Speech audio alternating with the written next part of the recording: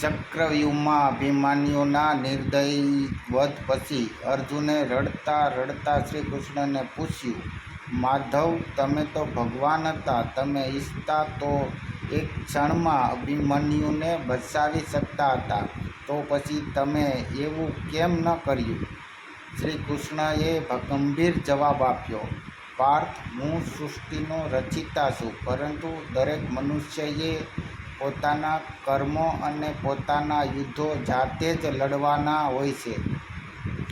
જો હું આજે અભિમન્યુને બચાવી લે તો દુનિયાને આ શીખ કેવી રીતે મળત કે એકલો માણસ પણ લાખોની ભીડ સામે લડવાનું સાહસ રાખી શકે છે.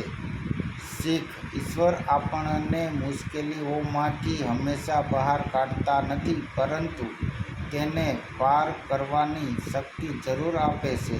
કર્મ કરો, હિંમત રાખો અને ભગવાન પર વિશ્વાસ રાખો.